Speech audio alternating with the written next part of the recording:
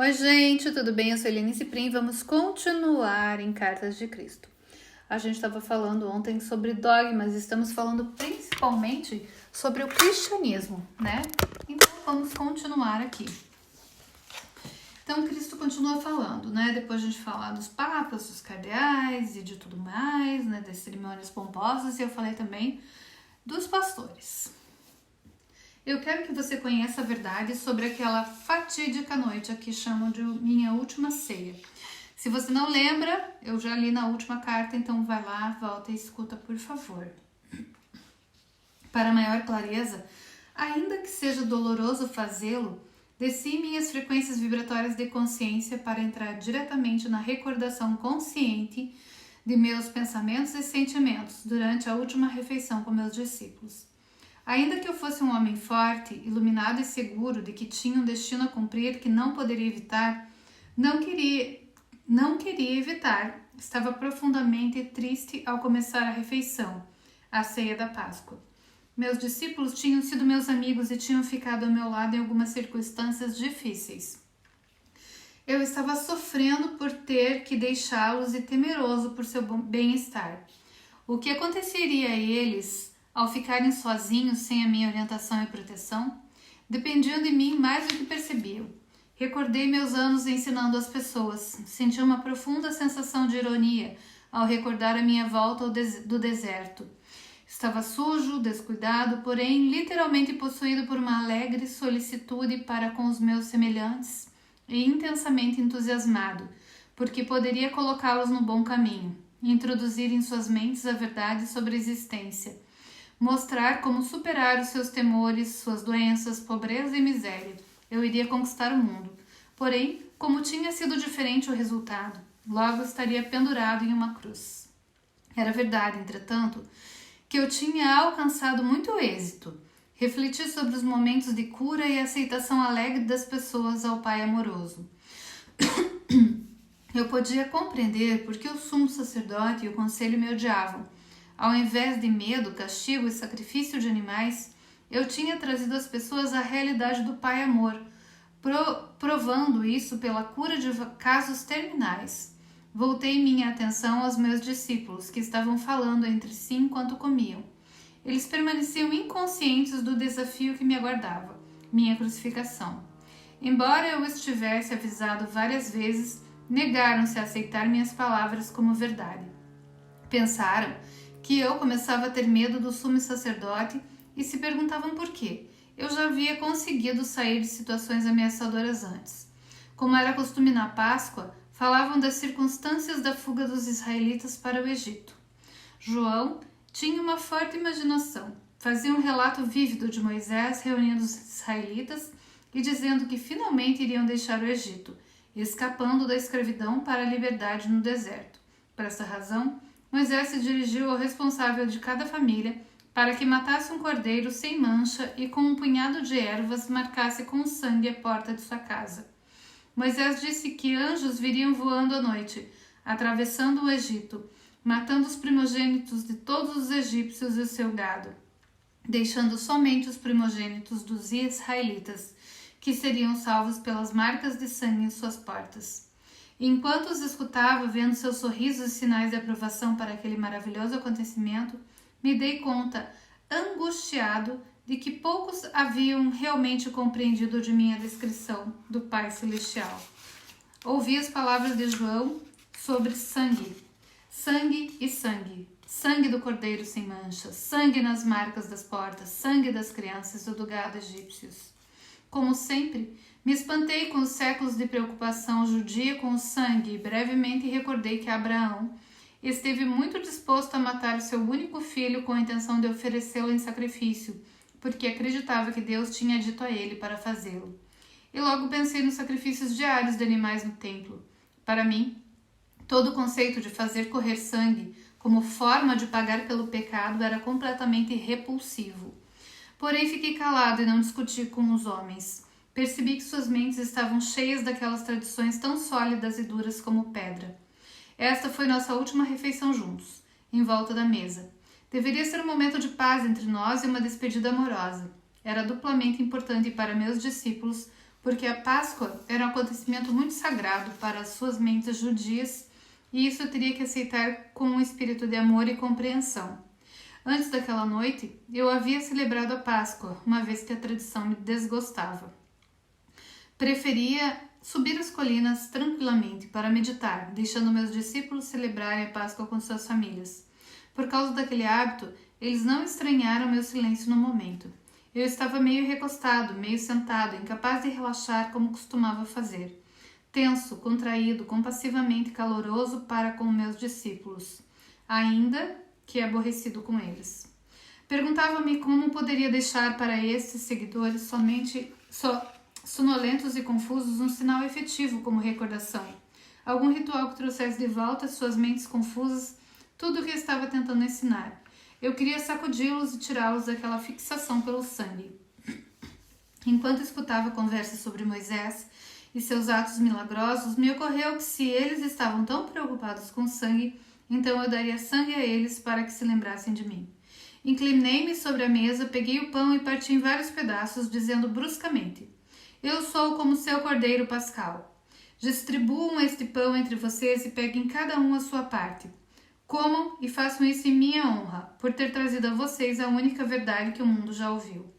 Deixe que esse pão seja o símbolo de meu corpo, que está a ponto de ser maltratado na cruz. Pararam de conversar e olharam para mim. Vamos, comam, eu disse. Como em um sonho, silenciosamente tomaram um pedaço de pão, passaram uns aos outros e todos comeram a sua parte. Então, peguei uma grande taça de vinho e disse para beberem e passarem aos outros. Este vinho é o símbolo do meu sangue. Eu vim para dar a vocês a verdade sobre Deus, a verdade sobre a vida. Porém, eu fui rejeitado. Meu sangue correrá por vocês. Novamente, em silêncio, beberam da taça e passaram entre si.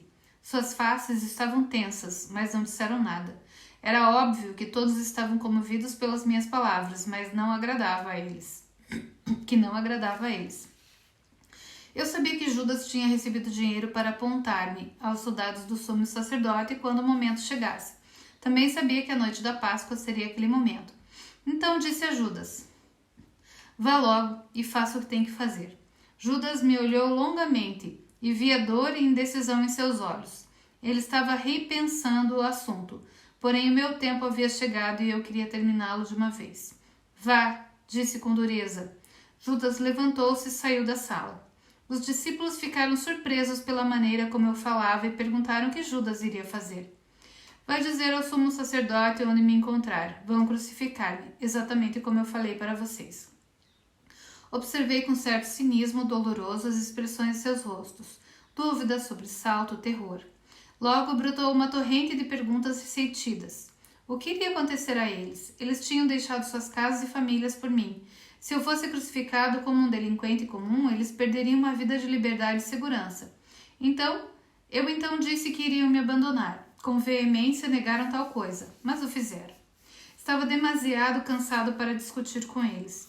Eu tinha me tornado tão forte e tão seguro no conhecimento de que o Pai estava em mim e comigo a todo instante, que eu podia me dar ao luxo de perdoar a deslealdade deles. E ao final de tudo isso, seria liberado de meu corpo e poderia ascender aos reinos de luz, que eu tinha frequentemente sentido, mas nunca visto em plenitude com a visão terrena. Era um pensamento que me trazia profundo consolo e uma feliz sensação de expectativa. Então sorri para eles e disse: É bom que tenham feito o que pedi, em lembrança de mim, de minha morte, que está por vir. Continuem partindo o pão e bebendo o vinho juntos, recordando que sempre os amarei e que ficarei com vocês em espírito, até que se reúnam comigo onde vou. Não tenham medo, vocês serão guiados, serão inspirados, serão fortalecidos e falarei claramente com vocês.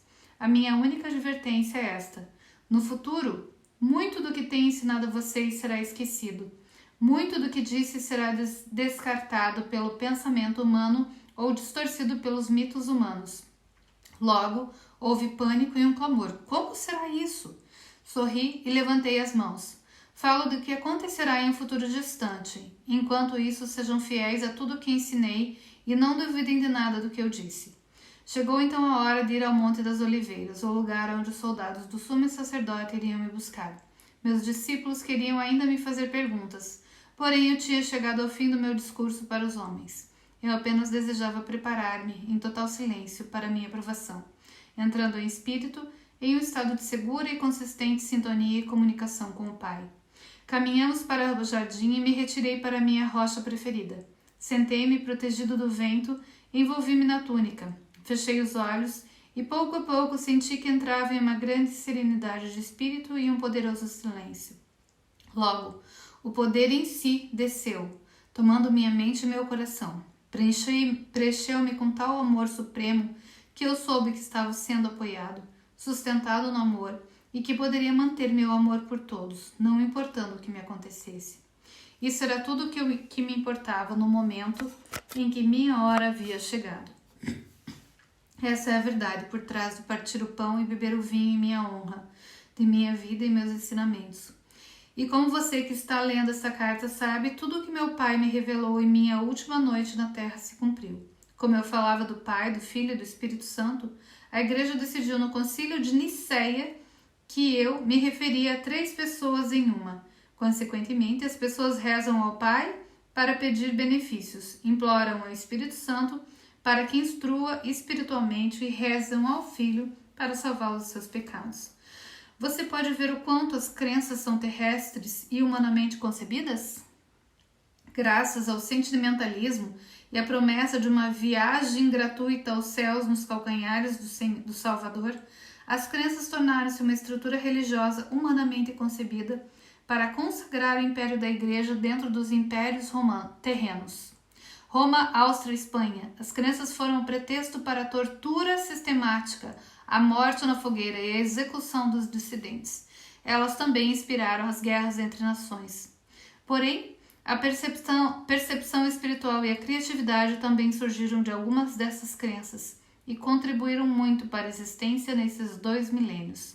Essas crenças motivaram a construção de catedrais e igrejas, monastérios e conventos, dando às pessoas um propósito estável, a habilidade de expressar seus dotes artísticos e fornecendo trabalho para os menos talentosos.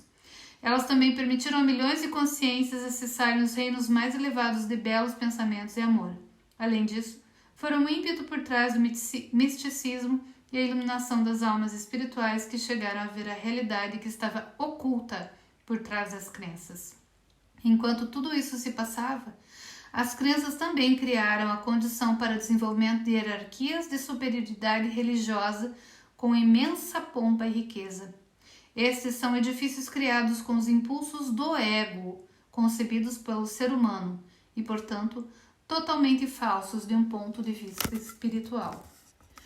Bom, gente, acho que não temos mais nada para ler hoje, né?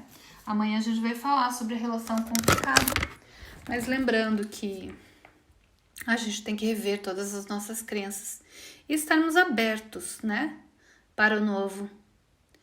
Você está aberto a reconhecer a verdade?